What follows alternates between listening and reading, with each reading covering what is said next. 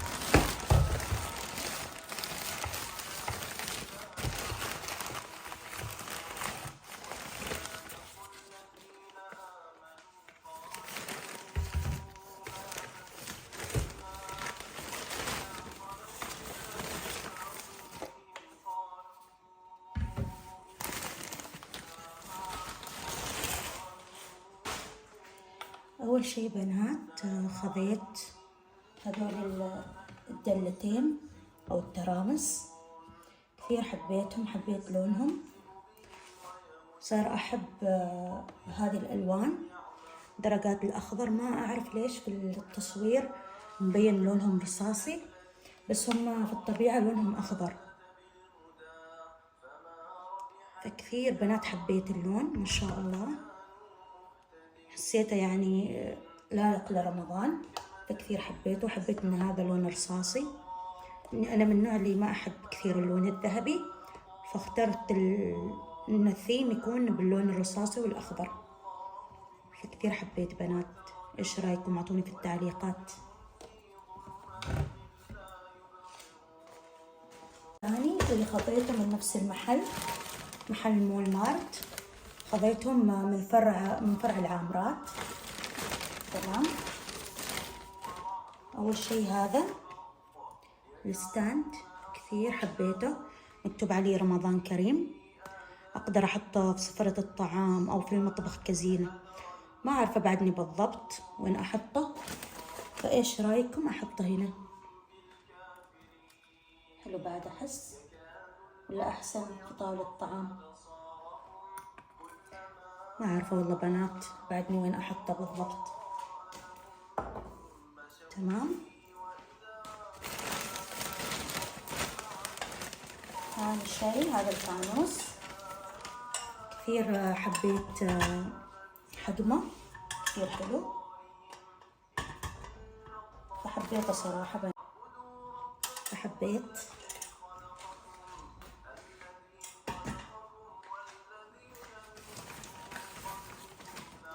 بعد أخذت هذه مكتوب عليها شهر رمضان المبارك، كثير بعد حبيتها بنات. قلت اني بحطها في طاولة الطعام، تعطي كده شكل حلو، فان شاء الله راح احطها على طاولة الطعام.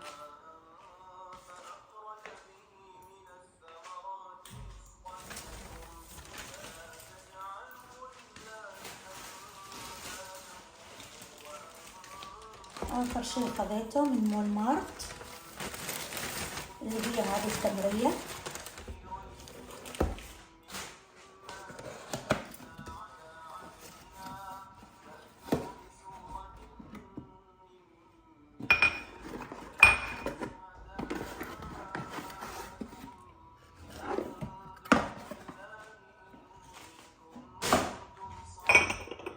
كثير صراحة حبيتها.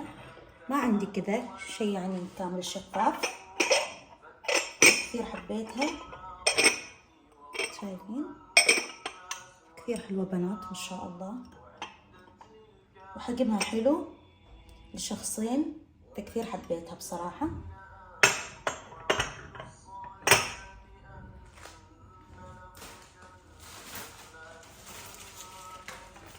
من محل مارك اند سيف.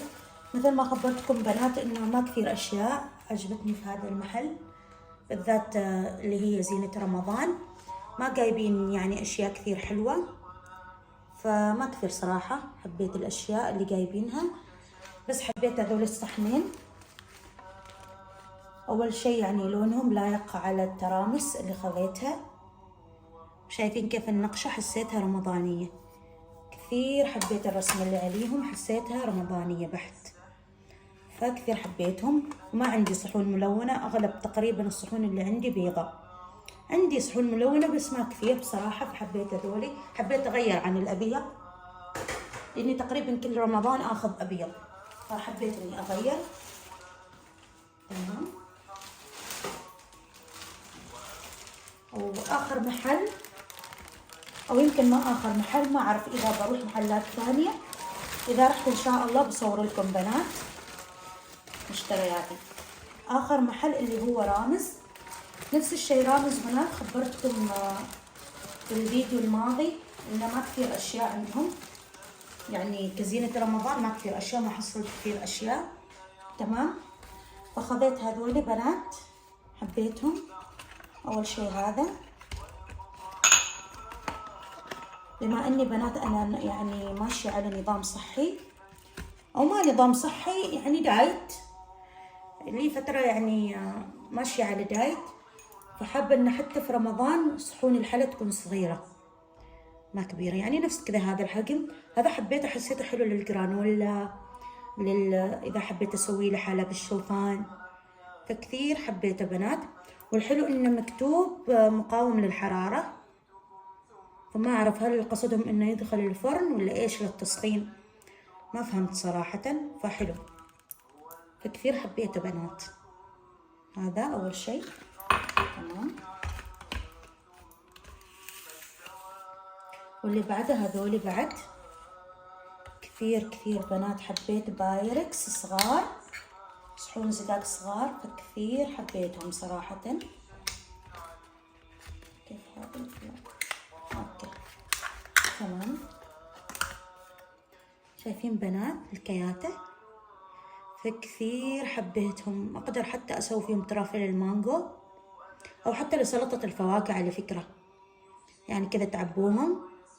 فهذول الصغار طلعوا كثير حلوين بنات، فكثير بصراحة حبيتهم، وحبيت حجمهم حلوين للنظام الغذائي، يعني حجمهم حلو، كثير حبيت بصراحة. ما عندي هذيل الحجم تقريبا، ما عندي، فخذيتهم هذا الشكل وهذا الشكل.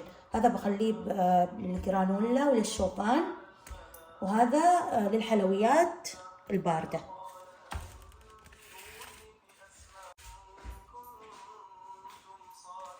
وبس والله بنات، هذا كان فيديو اليوم. أتمنى إنكم تشتركوا في القناة وتحطوا لي لايك عشان يشوفوا أكبر عدد من المتابعين أو من الناس، عشان تشجعوني إني أستمر، وأعطوني أفكار أصورها لرمضان، أو مثلا روتينات، إيش الروتينات اللي تحبوها. ما أحب بنات إني أصور روتينات تنظيف، أحس يعني خلاص ملينا من هذه الفيديوهات اللي تنظف، واللي طبعا أحترم كل الأذواق وكل اليوتيوبر، بس أبغى أفكار جديدة لرمضان. فأتمنى إنكم تشاركوني أفكاركم وتشجعوني، وخبروني بعد في التعليقات إيش يعني تجهيزاتكم لرمضان وللعيد، وهل خلصتوا التجهيزات ولا بعد.